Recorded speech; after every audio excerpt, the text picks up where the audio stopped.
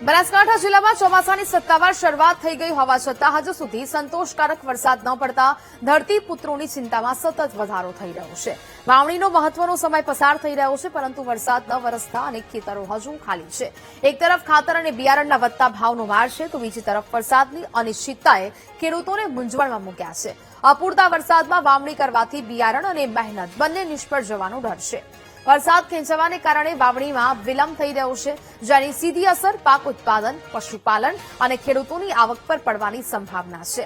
હાલ હવામાન વિભાગની આગાહીઓ વચ્ચે પણ બનાસકાંઠાનો ખેડૂત આશા અને નિરાશાના માહોલમાં માત્ર આકાશ તરફ નજર માંડીને મેઘરાજાની કાગડોળે રાહ જોઈ રહ્યો છે।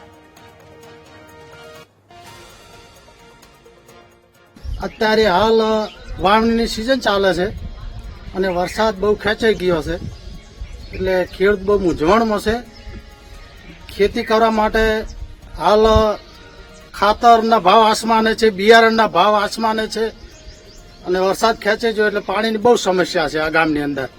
એટલે જો વરસાદ થાય તો સારું, ન કે ભાઈ સરકાર પાણી વિશે કંઈક વિચારે તો સારું। વરસાદ ખેંચાયો છે એના કારણે અહીંના ખેડૂતોને ખૂબ મોટી તકલીફ છે।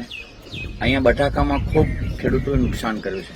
જે લોકો વેપારી કોઈ બટાકા લેતા નતા, ભાવ હતા નહીં, તેથી સ્ટોરમાં મૂક્યા, સ્ટોરમાં પણ અત્યારે બહુ મોટું નુકસાન છે। એટલે ચિંતામાં તો હતો અને એમાં વધારે પાછી ચિંતાનો વધારો થયો છે કે વરસાદ ખેંચાણો। વરસાદમાં ખેંચાવાના કારણે જો મોંઘા ભાવનું બિયારણ લાઈન હાલ વાવે મગફળીનું, તો એ મગફળી વરસાદ પાછળથી આવે તો નુકસાન થાય।